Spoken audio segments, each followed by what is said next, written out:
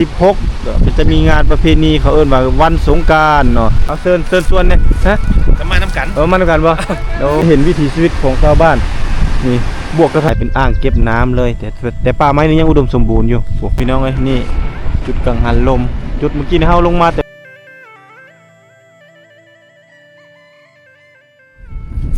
กับทักทายสวัสดีท่านผู้ชมตอนนี้บรรทุกได้เดินทางมาที่หัวแก้งอลองหรือว่าสะพานไม้สะพานปูนพี่น้องเนาะเป็นสะพานปูนที่กำลังสร้างใกล้จะสำเร็จแล้วมื้อนี้เดินทางมากับไอแขกเนาะหรือว่าผู้ไทยดำแอดเวนเจอร์มื้อนี้จุดประสงค์ของเราจะเดินทางเที่ยวชมชนบทเมืองนองพี่น้องเนาะจะเลาะไปเรื่อยๆฮอดบ้านปัจเตียนบางที่แผนเฮามื้อนี้จะเดินทางไปฮอดบ่อนที่พระเจ้าเฮ็ดกังหันลมเนาะหรือว่าพลังงานไฟฟ้าลมพี่น้องนี่อันนี้ไอแขกกำลังลงไปเบิ่งพี่น้องจุดข้ามตัวนี้รถใหญ่สามารถข้ามไปได้อยู่เนาะแต่ว่าก็จะมีหินคุกคักนี่อันนี้คือเส้นทางที่เขาเจ้าสร้างสะพานหรือว่าขัวแห่งนี้ขึ้นมาเนาะเป็นเส้นทางโฮจิมินห์ตัวนี้เนาะเป็นเส้นทางโฮจิมินห์เทลในสมัยแต่ก่อนแก้งก็ลองจะอยู่ทางด้านเทิงพี่น้องจะอยู่ทางด้านเทิงพุ่นนี่พามาเบิ่งสำรวจเบิ่งพื้นที่เพื่อในอนาคตต่อหน้าก็จะได้เที่ยวเส้นนี้ละเพิ่นว่าปลายปีนี้ให้สำเร็จเส้นทางตัวนี้นะเส้นทางตัวนี้จะไปฮอดเมืองตะโอ้ยเนาะไปฮอดตะโอ้ยไปฮอดตุ้มลานได้เลยเส้นทางตัวนี้นี่เขาเจ้ากันไว้ยังบ่ทันได้ให้เข้าไปเถื่อเพราะว่าเขาเจ้ายังเฮ็ดยังบ่ทันสำเร็จเนาะญาติเกิดอุบัติเหตุหรือว่าอีหยังหลายๆสิ่งหลายๆอย่างเนาะสะพานไม้ไผ่อยู่ทางด้านเทิงพี่น้องอยู่ทางด้านเทิงพูนเลยล่ะมีธรรมชาติมีเกาะมีแก่งมีป่าไม้ที่สวยงามพี่น้องอยู่ในบริเวณดังกล่าวนี้กับพุ่นจุดที่เราไปเบิ่งเรือกำปั้นเมื่อวานนี้เนาะไปเบิ่งเรือกำปั้นพี่น้องจะไปตามเส้นทางตัวนี้ด้านเทิงนี่เป็นเกาะแก่งแล้วกับพุ่นล่ะ ลมจะแห้งๆนิดนึงพี่น้องลงไปทางด้านลุ่มจะติดกับบ้านแถวบ้านตะโกแถวทางลุ่มหมดเลยพี่น้องเป็นหาดทรายขาวๆเนาะอันนี้คือบรรยากาศธรรมชาติเมืองนองในระหว่างเส้นทางการเดินทางกับผู้ไทยดำเนาะสองไอ้น้องเฮามื้อนี้เอามาติดตามผลงานเส้นทางการเดินทางเที่ยวชนบทเมืองนองนำสองไอ้น้องเฮาในเส้นทางการเดินทางในตัวหน้าเลยท่านผู้ชม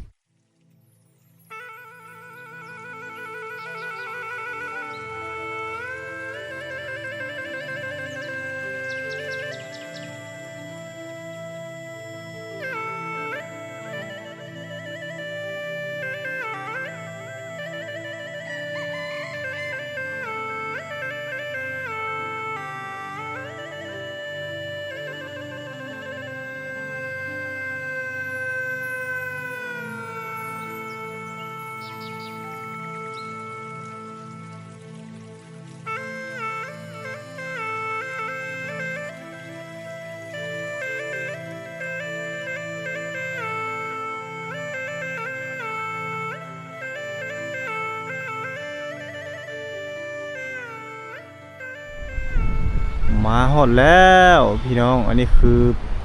ป่าสงวนแห่งชาติดงภูเวียงเขตฟื้นฟูป่าไม้แกงลีนพี่น้องนี่เนื้อที่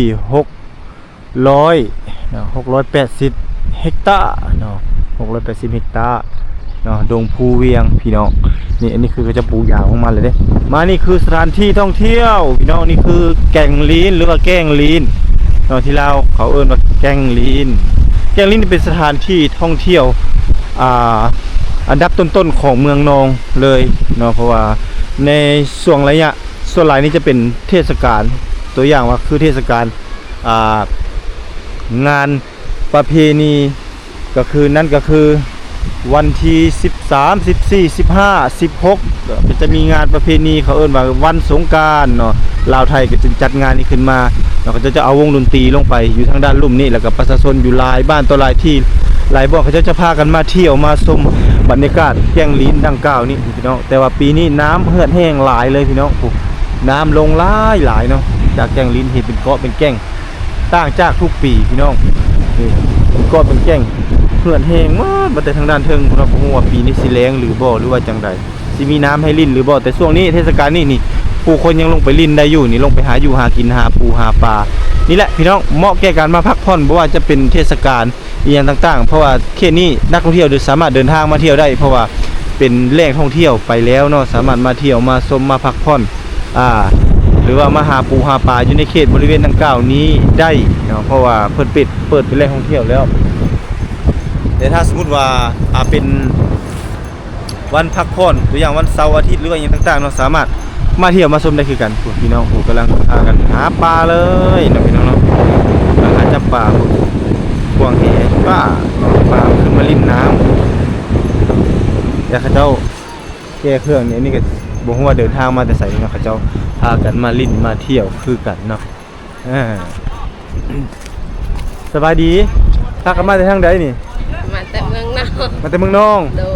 อยู่เมืองนองเลยแม่นมาลิ้นนี่บ่มาลิ้นมาเบิ่งนี่มาแต่เมืองนองเลยนะพี่น้องเอารถยังมารถจักรขี่รถจักรมาเบิ่งบ่เคยมาเห็นบ่เคยอยู่ห่างให้มันแห้งนี่ก็หากับไปเบิ่งเก่าน้ำเต็มแต่ก่อนน้ำเต็มเนาะเดี๋ยวนี้มันแห้งเห็นป่ะก็เลยมาเบิ่งเดี๋ยวเดินทางด้วยกันสงกรานต์ได้แล้วมาสงกรานต์ได้เนาะมาทำกันตาม4คนแม่ลูกตาม4แม่ลูกเนาะโดยขอบใจเด้อมีแต่ลูกสาวมาเลยเนาะผู้บ่าวนี่เนาะมายกผู้สาวแล้วลูกหลานบ่มาทำกันจะคน4คนแม่ตั้งมาลิ้นนี่บ่มาเบิ่งนี่แหละมาเวียกแล้วก็มาแวะลิ้นเลยมาเบิ่งเลยเนาะอยู่เมืองนองนี่บ่แม่อยู่บ้านนองเลยบ่แม่อยู่บ้านนองวิไลเลยเนาะนี่มาเที่ยวมาชมแก่งอาลองเอาเชิญส่วนเนี่ยฮะก็มาน้ำกันมาน้ำกันบ่จังได๋ล่ะเนาะสอนไทยอายมาเนาะเมื่อกี้เนาะในนั้นบ่ว่าสิมาเล่นน้ำว่าสิมาหาปลาขย่องมาหาปลาขย่องเนาะขย่องเนาะป้าเอาไปกันเด้อมากับแม่นี่มากับแม่บ่แม่ทาเด้อยอกมีมุกลิ้นตลกพี่น้องนี่คือสถานที่ท่องเที่ยวโอ้ยปีนี้แปลกหูแปลกตาพี่น้องผมเป็นหาดทรายพร้อมเนาะคันคืออยู่อันทางน้ำแคมคลองหรือว่าน้ำคลองบ้านบะตุนี่เขาเจ้าเฮ็ดปลูกมันแก้วบ่ปลูกสาลีบ่ปลูกผักมีซีซอโอ้ยส่งขายกลายเป็นสินค้าพวกนี้เนาะนี่มาเที่ยวแก้งลิ้นบ่ต้องห่วงเวลาฝนตกอย่างต่างๆมีสถานที่เขาเรียกว่าเป็นศาลาพักผ่อนพี่น้องเป็นศาลาไม้มุงกระเบื้องเรียบร้อยเนาะสามารถมาพักผ่อนหย่อนใจได้นี่มีศาลาพักผ่อนนี่แหละใกล้ๆนี่แหละสถานที่ลงมานี่นะรถเขาจอดอยู่ใต้กกดูหรือว่าต้นดูนั้นก็ย่างมาบ่ไกลประมาณ20เมตรก็จะมาพบกับนี่เขาเอิ้นว่าตู้หรือว่าศาลาบ่อนพักผ่อนนี่ทางด้านลุ่มเขาก็จะเห็นวิถีชีวิตของชาวบ้านนี่บวกกับธรรมชาตินะพี่น้องเนาะคุณเขาป่าไม้ที่สวยงามแล้วก็มีน้ำมีเกาะมีแก่งปีนี้น้ำแห้งพี่น้องเนาะน้ำลงแห้งลงตั้งแต่เดือนตอนนี้เดือน3เนาะต้นเดือน4นี่น่าจะมีน้ำให้ลิ้นอยู่พี่น้องไอ้ปุ๊เกาะแก่งโอ้สุดยอดเลยพี่น้องมาเที่ยวมาชมมาสัมผัสได้อันนี้คือบรรยากาศที่สวยงามที่แก้งลิ้นพี่น้องเนาะสัมผัสบรรยากาศยามตอนเที่ยงหรือว่าตอนแรงๆนี่ชาวบ้านนี่จะพากันลงมาอาบน้ำหรือว่ามาลิ้นน้ำนี่หลายเลยเนาะเอาเครื่องมาซักหรือว่ามาหาปูหาปลาหาอยู่หากินเพราะว่าเขตเด็กน้อยเขตชนบทนี่จะอาศัยแม่น้ำตัวนี้แหละเป็นแม่น้ำสายหลักก็คือแม่น้ำเซระนองและก็จะมีแก่งลิ้นซึ่งเป็นแหล่งท่องเที่ยวที่สำคัญของเมืองนองแล้วก็ปกติทั่วไปก็ยังมีชาวบ้านนี่ลงมานำไซหรือว่าใช้ชีวิตอยู่สถานที่ดังกล่าว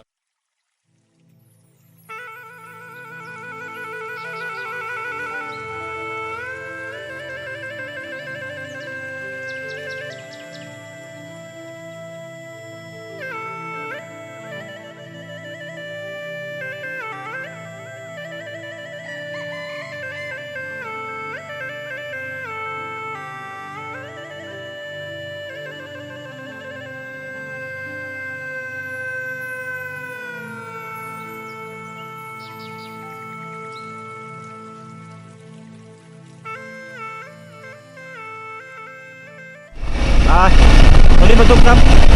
ไอ้แค่ก็สองน้องกำลังพากันเดินทางสู่กังหันลมพี่น้องกังหันลมซึ่งมาทุกผมเคยเดินทางมาจากเรือซึ่งว่าเพิ่นสร้างสำเร็จแล้วประมาณ40ต้นพี่น้องสร้างสำเร็จแล้วตอนนี้เปิดใช้งานหรือว่าเปิดใช้บริการเลยเนาะแต่วันนี้มาได้มาชมครับไอ้แค่เพิ่นพาไปเบิ่งพี่น้องพาไปเบิ่งกังหันลมที่เมืองนองกันซึ่งระยะทางก็บ่ไกลพี่น้องเนาะไล่ใส่แต่เมืองนองออกมาก็ประมาณ 40กว่าโลได้40-50โลจะฮอดอันนี้เราก็จะเจอโรงเรียนเนาะโรงเรียนหลังบ้านใหญ่เนาะนี่เนาะใหญ่เลยไม่ได้เข้าไปเบิ่งได้เข้าไปในหมู่บ้านเลยหลังจากที่เราเดินทางออกมาจากบ้านระเบาน้ำแต่ว่าเราบ่ได้แวะเนาะพี่น้องเนาะขี่กายมาเลยเพื่อจะบุและจุดประสงค์แล้วเราจะเดินทางพาท่านผู้ชมไปเบิ่งกังหันลมที่เมืองนองซึ่งว่ามีที่เดียวก็คือนี่แหละติดชายแดนกับเมืองพีนก็คือบ้านระเบาน้ำตัวนี้เป็นจุดชมวิวอีกจุดหนึ่งเลยเนาะพาIP เพิ่นมาเบิ่งนี่จุดชมวิวตัวนี้แต่ก่อนมานี่ยังบ่ทันได้ทะลุทางเฮ็ดเป็นจุดชมวิวเทื่อนี่ความลึกเป็นหน้าผาเลยหน้าเหวเลยลงไปนี่เนาะ ไกลได้ ตัวนี้จะเป็นอ่างเก็บน้ำตัวนี้เนาะ เก็บน้ำซีละน้อง อ่างกับนะเก็บน้ำเซละนองพี่น้องผู้เบิ่ง ซีละน้อง ความใหญ่ของต้นไม้เบิ่งอยู่ลุ่มผมพี่น้องเนี่ยเบิ่งไกลๆนี่ก็ยังใหญ่อยู่เด้เนาะตัวนี้จะกลายเป็นอ่างเก็บน้ำเลยแต่ป่าไม้นี่ยังอุดมสมบูรณ์อยู่โอ้ยังมีเสียงนกเสียงนูอยู่นี่อันนี้แสดงถึงความอุดมสมบูรณ์พี่น้องโอ้ทางนั้นก็จะเป็นกังหันลม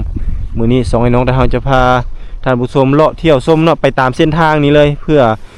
พาท่านผู้ชมไปสัมผัสบรรยากาศกังหันลมและก็ธรรมชาติที่สวยงามเว้าบ่ได้มื้อนี้บางทีถ้าเฮาจะเดินทางไปฮอดบ่อนเขาเจ้าเฮ็ดเขื่อนเลยได้พี่น้องได้อันนี้เป็นอ่างเก็บน้ำเนาะแต่เขื่อนเฮายังบ่ฮู้จุดจักเทื่อเพราะว่าเฮายังบ่เคยขึ้นมาจักเทื่อเนาะไอ้แขกเคยมาแล้วบ่ นี่แล้วเจ้าก็เพื่อผ้าเข้ามา ต่างคนต่างบ่เคยเนาะ เก็บน้ำที่เขาว่ามันเคลื่อนนะ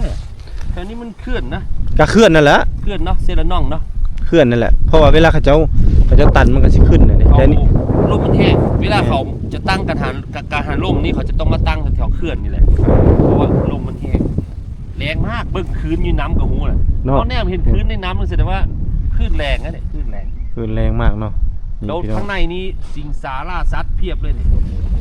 อันนี้แหละจุดที่เห็นเป็นเกาะเป็นดอนนี่เนาะเป็นหน่วยภูนี่ก็คือ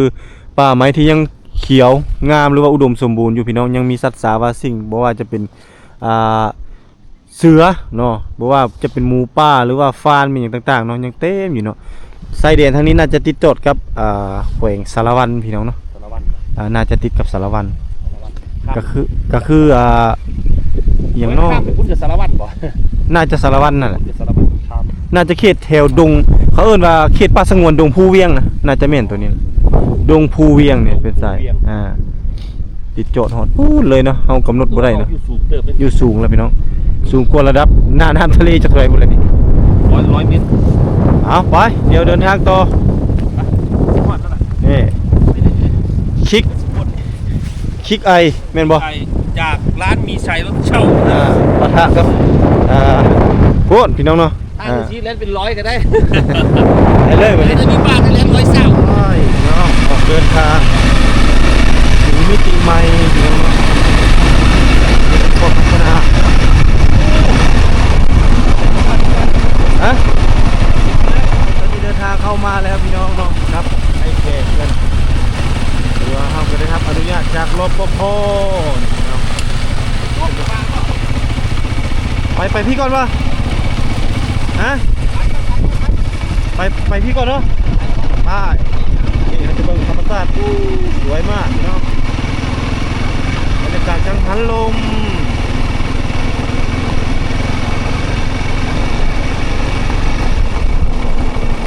ชมวิวสวยๆงามๆพี่น้องไป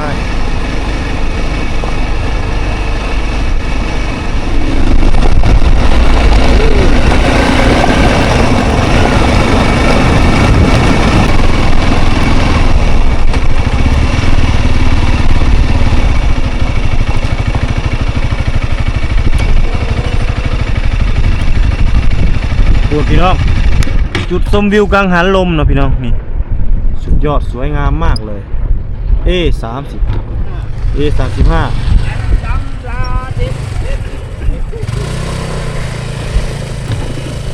ไปพี่น้องลูกพีไปก่อนแล้วชมวิวอารมณ์ใหญ่พี่น้องคนมันพัดเป็นจักเมกะวัตต์เลย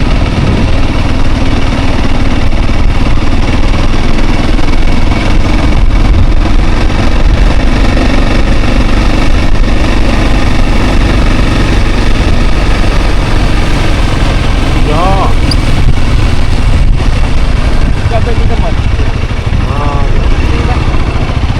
บ่มา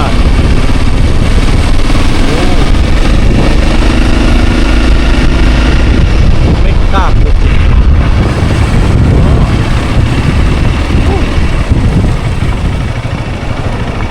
โอ้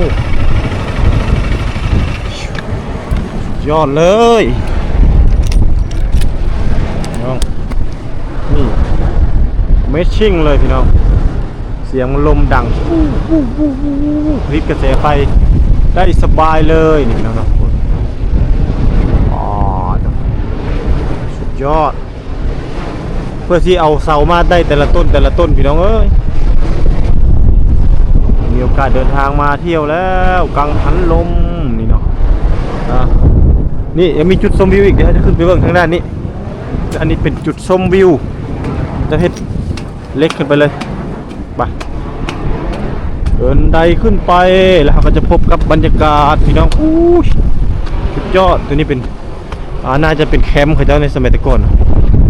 โอ้มีจุดพักของพนักงานเนาะเขาเจ้าเฮ็ดอ้อมหอบเลยบริเวณดังกล่าวนี่แต่ก็ยังมีประชาชนเข้ามาเฮ็ดสวนมันอยู่แต่ยังเป็นดินของประชาชนอยู่เนาะอยู่เขตนี้อันนี้เป็นเขื่อนเซละนองพี่น้องเนี่ยเขื่อนเซละนองแล้วนี่ได้นี่ยังมีประชาชนมาอยู่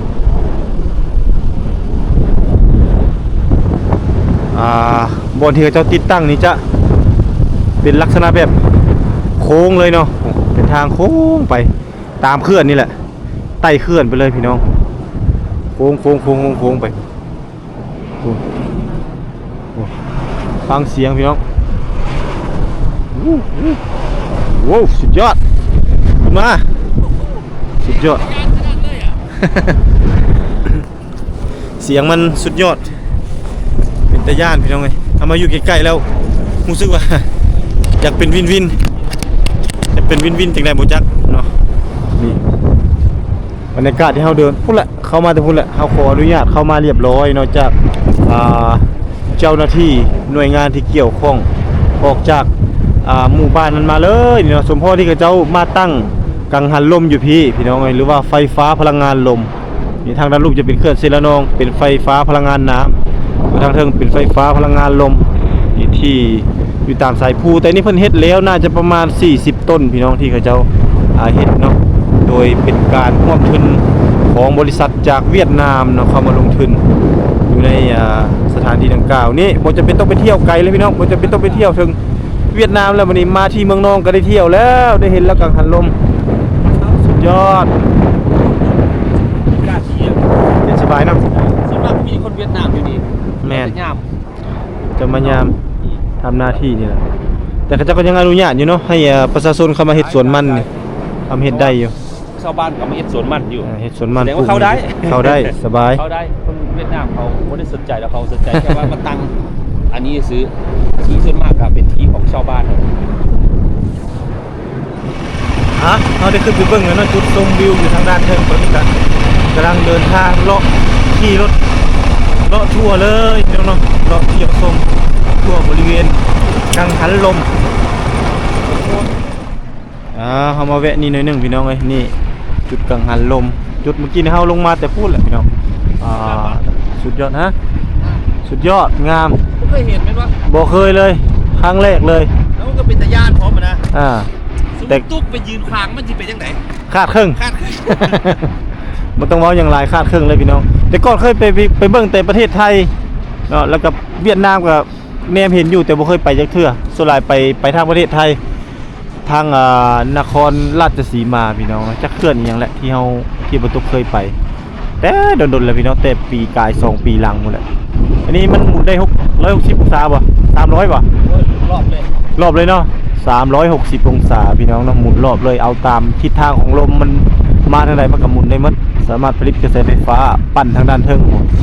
ลงมาปึ๊บทางด้านลุ่มเนี่ยก็อาจจะมีสายน่าจะเป็นสายดินพี่น้องแล้วก็พุ่นแหละโฮงเก็บไฟหรือว่าผลิตกระแสไฟน่าจะอยู่ทางด้านลุ่มบ่ที่เฮาจะเดินทางไปมื้อนี้เฮาก็ไอ้แขกจะพาท่านผู้ชมเลาะเที่ยวชมเบิ่งกังหันลมทั่วบริเวณนี้เลยบ่ฮู้ว่ามันจะไปได้หรือบ่เพราะว่าบ่ตุกก็บ่เคยมาจักเทื่อพี่น้องนี่บรรยากาศสุดยอดสุดยอดไปลูกพี่ขึ้นไปอยู่เทิงกู ไปออกเดินทาง ไปอยู่ที่ภูเขาจะมีก็ยังเสียวแล้วสิแต่เขาขึ้นได้ด้วยนะเขาขึ้นได้ด้วยนะ เรื่องโครงงานลิขโตเข้าของได้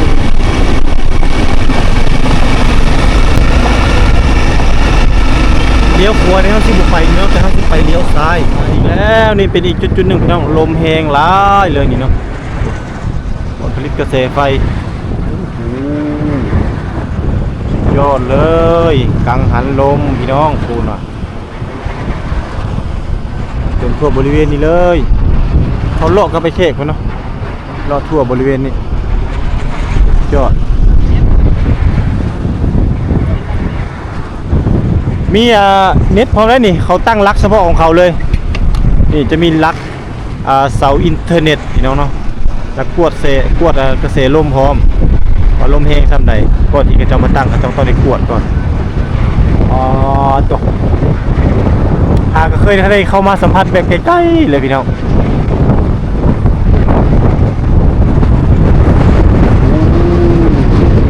ว้าวยอด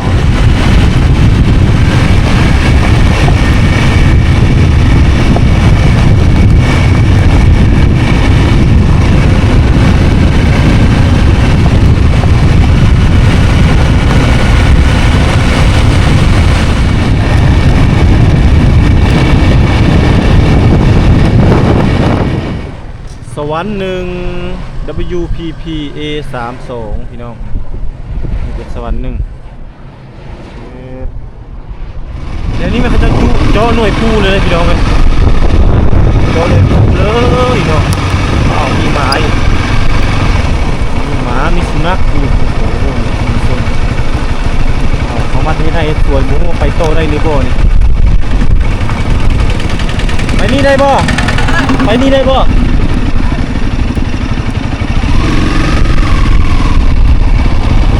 ประชาชนรับทางเก่าเราเป็นรับทางเก่า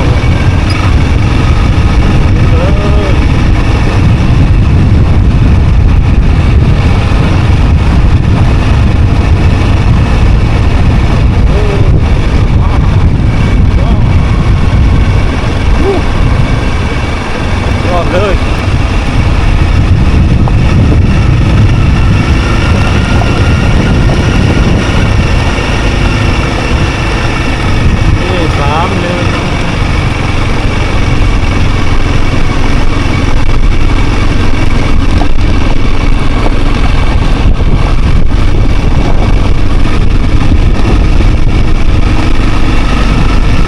แต่ละหน่วยพูดตักมันยองเลยตักนะ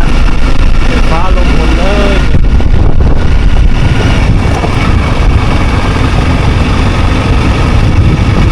เราไปให้สามารถเป็นเลขเที่ยวได้เราเป็นแหล่งเที่ยวได้เลย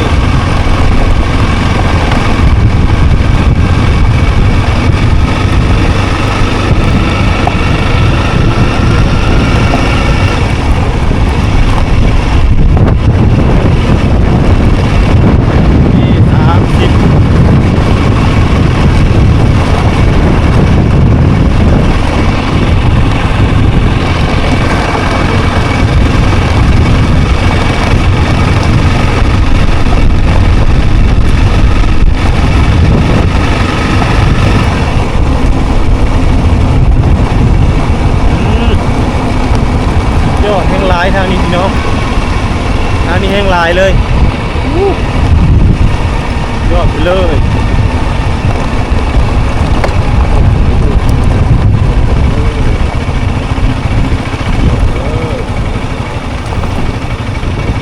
แล้วสำนี้สวยๆเข้ามานี่ก็เจอทางตัดนี่คือเก้านี่พี่น้องมันเป็นลวงยาวไปคือน่าจะฮอดคุละเขตเมืองพีนเชโปมันโมเมนต์แล้วทางนี่นะลงทางอีกแล้วหลังจากที่พากันไปเบิ่งพลังงานไฟฟ้าลมมันก็เข้ามาหมู่บ้านพี่น้องเป็นหมู่บ้านจัดสรรบ้านระเบาน้ำเป็นบ้านระเบาน้ำ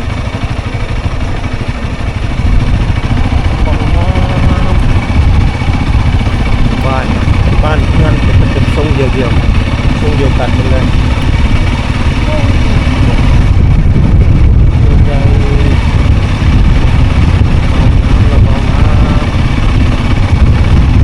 บ้านที่อยู่ชนภูทีเนาะ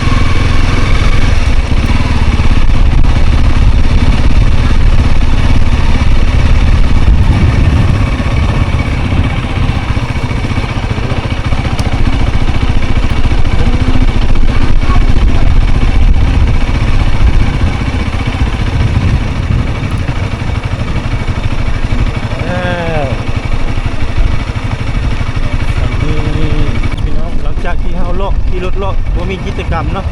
พาเลาะเบิ่งหมู่บ้านระเบาน้ำนะครับก็กำลังจะเดินทางกลับออกไปตามเส้นทางของเรานี่แหละ